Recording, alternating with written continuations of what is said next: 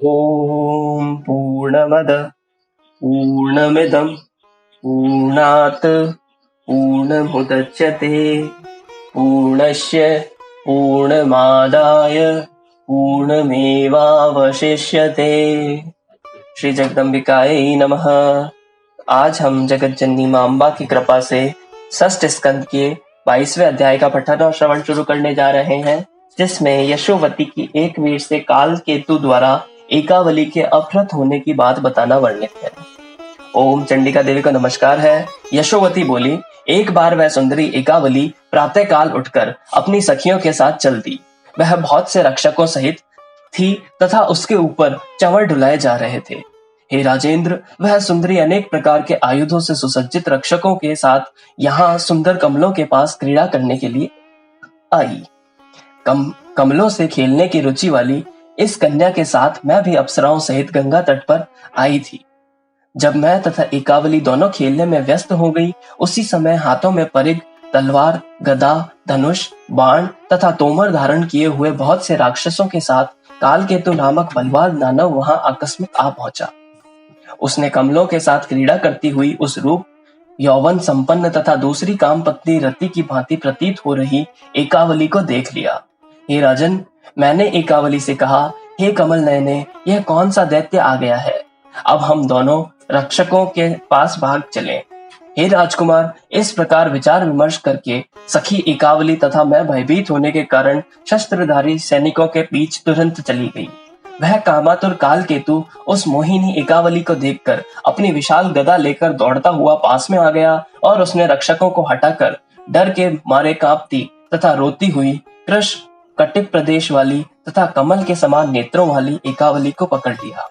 इस राजकुमारी को छोड़ दो और मुझे ग्रहण कर लो, ऐसा मेरे कहने पर भी उसने मुझे स्वीकार नहीं किया और काम के वशीभूत वह दानव एकावली को लेकर वहां से निकल गया। रक्षकों ने ठहरो ठहरो ऐसा कहते हुए उस महाबली को रोककर उसके साथ विस्मयकारक युद्ध किया। अपने स्वामी के कार्य में पूर्ण तत्पर तथा हाथों में शस्त्र धारण किए उसके सभी क्रूर राक्षसों ने भी रक्षकों के साथ भीषण युद्ध किया। तब उन रक्षकों के साथ कालकेतु का संग्राम होने लगा। वह महाबली युद्ध में सभी रक्षकों को मारकर तथा एकावली को लेकर राक्षसी सेना के साथ अपने नगर के लिए चल दिया।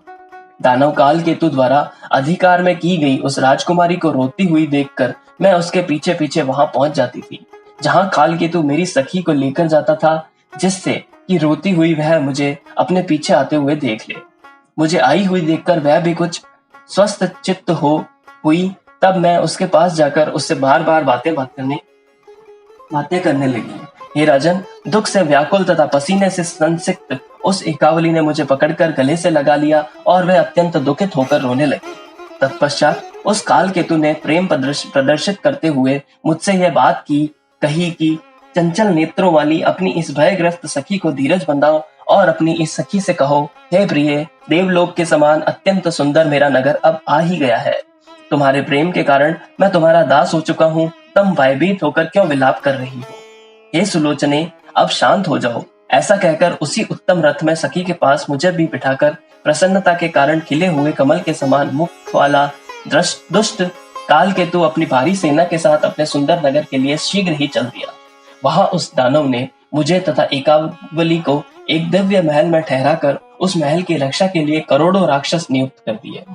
हे राजन, दूसरे दिन उस कालकेतु ने एकांत में मुझसे कहा, विरह से दुखित तथा शोक करती हुई अपनी सुंदर सखी को मेरे शब्दों में समझाओ। हे शुश्रोणी, तुम मेरी पत्नी हो जाओ और फिर यथेच्छ सुखोपभोग करो। हे चंद्रमुखी, अब यह राज्य तुम्हारा है और मैं सदा के लिए तुम्हारा सेवक बन गया हूँ।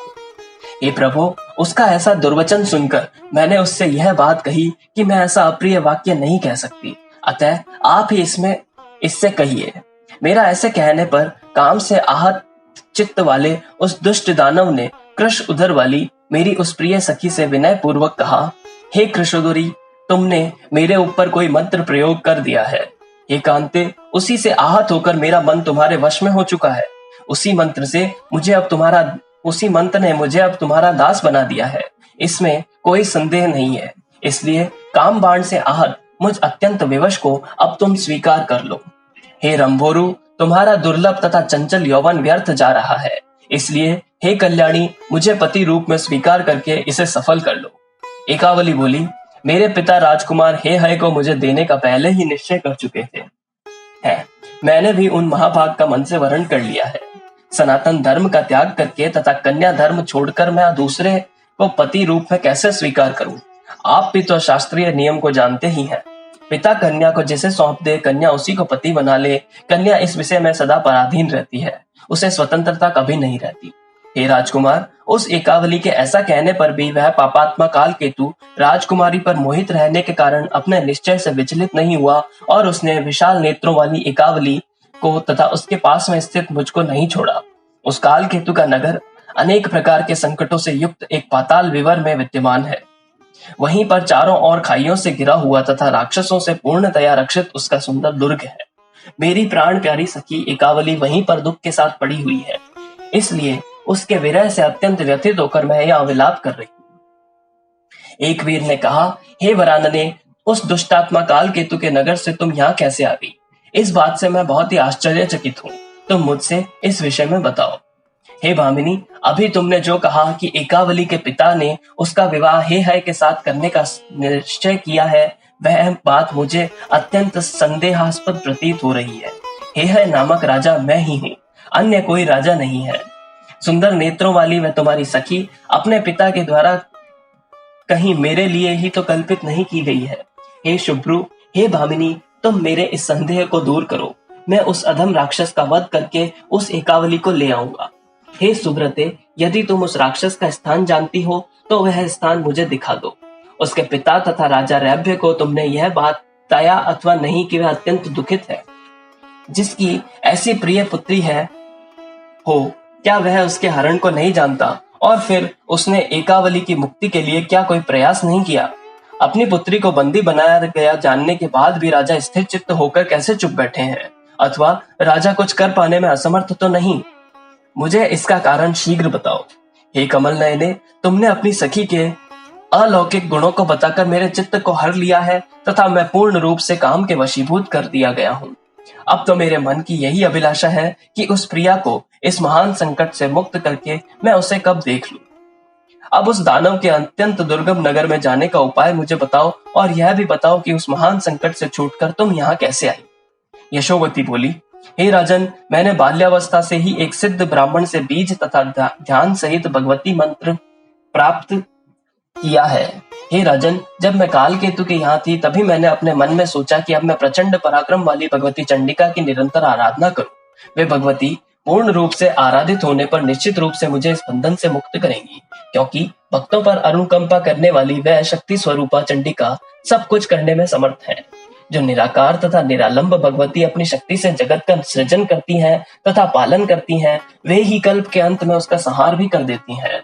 मन में ऐसा सोचकर मैं विश्व की अधिष्ठात्री, कल्याणकारी, लाल वस्त्र धारण करने वाली, सौम्य विग्रह वाली तथा सुंदर रक्त नयनों वाली भगवती का ध्यान करके मन ही मन उनके रूप का स्मरण करके मंत्र का जप करने में तत्पर हो गई। इस प्रकार मैं समाधि लगाकर 1 माह तक भगवती जगदम्बा की उपासना करती रही। तत्पश्चात मेरे भक्ति भाव से प्रसन्न होकर देवी चंडिका ने मुझे स्वप्न में दर्शन दिया और अमृतमयी वाणी में मुझसे कहा, तुम सोई क्यों हो? उठो और तत्काल गंगा जी के मनोहर तट पर चली जाओ। वहीं पर विशाल भुजाओं वाले तथा सभी शत्रुओं का दमन करने वाले नृपश्रेष्ठ हे हय एक वीर आएंगे। दत्तात्रेय जी ने महाविद्या नामक मेरा श्रेष्ठ मंत्र उन्हें प्रदान किया है। वे भी भक्ति पूर्वक निरंतर मेरी उपासना करते रहते हैं। उनका मन सदा मुझ में लगा रहता है तथा वे सदा मेरी पूजा में रत रहते हैं। मेरे प्रति आसक्ति भाव रखने वाले वे सभी प्राणियों में एकमात्र मुझे ही देखते हुए सदा मेरे ही परायण रहते हैं। वे महामती एक वीर ही तुम्हारा दुख दूर करेंगे। वे लक्ष्मी पुत्र एक वीर घूमते हुए गंगा तट पर आकर तुम्हारी रक्षा करेंगे और उस भयानक कालकेतु का वध करके माननी एकावली को मुक्त करेंगे। इसके बाद तुम समस्त शास्त्रों में निष्णात उन्हीं सुंदर राजकुमार एक वीर के साथ एकावली का विवाह करवा देना। ऐसा कहकर देवी अंतर्ध्यान हो गई और मैं उसी समय जाग गई। तत्पश्चात मैंने स्वप्न का वृत्तांत तथा देवी की आराधना की बात एकावली को बताई। सारी बातें सुनकर उस कमल नयनी के मुखमंडल पर प्रसन्नता छा गई। अत्यंत संतुष्ट होकर पवित्र मुस्कान वाली एकावली ने मुझसे कहा, हे प्रिय, तुम वहां शीघ्रता पूर्वक जाओ और मेरा कार्य सिद्ध करो। जो भगवती सत्य वाणी वाली हैं, वे हम दोनों को मुक्त करेंगी।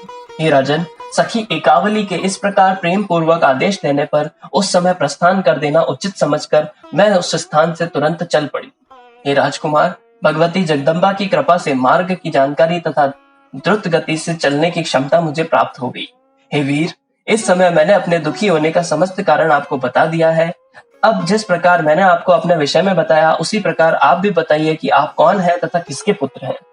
इस प्रकार 18,000 श्लोकों वाले श्रीमद् देवी भागवत महापुराण संहिता के अंतर्गत षष्ठ स्कंद का यशोवती का एकावली को छुड़ाने के लिए हे है एक वीर से देवी के स्वप्न का वर्णन नामक 22वां अध्याय। ओम तत्सत।